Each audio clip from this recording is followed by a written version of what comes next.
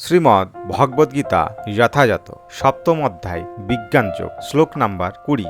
কামৈতৈতরিত জ্ঞানা প্রপদ্যান্তে অন্য দেবতা তম তম নিয়মাম অস্থায় প্রকৃত নিয়তাশয়া।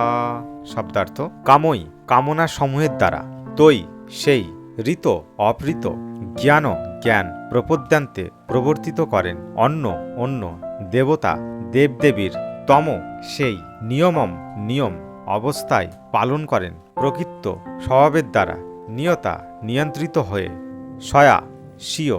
অনুবাদ: জড় কামনা বাসনার দ্বারা যাদের জ্ঞান অপহৃত হয়েছে তারা অন্য দেবদেবী শরণাগত হয় এবং তাদের স্বীয় স্বভাব অনুসারে বিশেষ নিয়ম পালন করে দেবতাদের উপাসনা করেন। তাৎপর্য: যারা সর্বতোভাবে জড় কুলুষ থেকে মুক্ত হতে পেরেছে তারাই পরমেশ্বর ভগবান শ্রীকৃষ্ণের চরণে আত্মসমর্পণ করে তার প্রতি ভক্তিযুক্ত হয়। যতক্ষণ পর্যন্ত জীব জড়জগতের কুলুষ থেকে সম্পূর্ণভাবে মুক্ত হতে না পারছে ততক্ষণ সেই স্বভাবতই অভক্ত থাকে। কিন্তু এমনকি বিষয় বাসনার দ্বারা কুলসিত থাকা সত্ত্বেও যদি কেউ ভগবানের আশ্রয় অবলম্বন করে তখন সে আর ততটা বহিরাঙ্গ প্রকৃতির দ্বারা আকৃষ্ট হয় না। যথার্থ লক্ষ্যের প্রতি উত্তরোত্তর অগ্রসর হতে হতে সে শীঘ্রই সমস্ত প্রাকৃত কাম বিকার থেকে সর্বতোভাবে মুক্ত হয়। শ্রীমদ্ ভগবতে বলা হয়েছে যে সমস্ত জড় কামনা বাসনা থেকে সম্পূর্ণভাবে মুক্ত শুদ্ধ ভক্তই হোক অথবা প্রাকৃত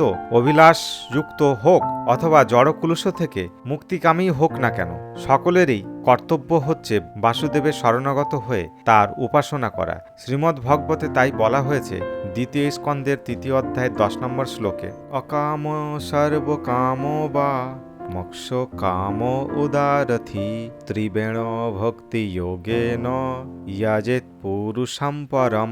যেসব স্বল্পবুদ্ধি মানুষের পারমার্থিক জ্ঞান অপহৃত হয়েছে তারাই বিষয় বাসনার তৎকালীন পূর্তির জন্য দেবতাদের শরণাপন্ন হয়। সাধারণত এই স্তরের মানুষেরা ভগবানের শরণাগত হয় না, কারণ রজ ও তমগুণের দ্বারা কলুষিত থাকার ফলে তারা বিভিন্ন দেবদেবীর উপাসনার প্রতি অধিক আকৃষ্ট থাকে।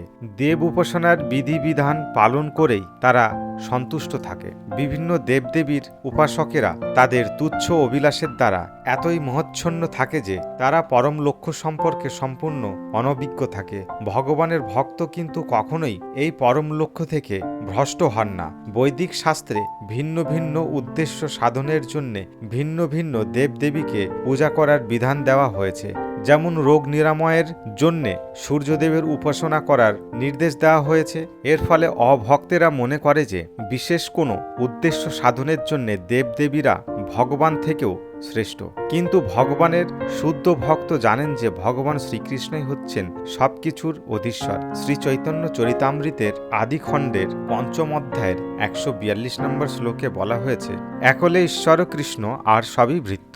তাই শুদ্ধ ভক্ত কখনো তার বিষয় বাসনা চরিতার্থ করার জন্য দেবদেবীর কাছে যান না। তিনি সর্বতোভাবে পরমেশ্বর ভগবানের উপর নির্ভরশীল এবং ভগবানের কাছ থেকে তিনি যা পান তাতেই তিনি সন্তুষ্ট থাকেন।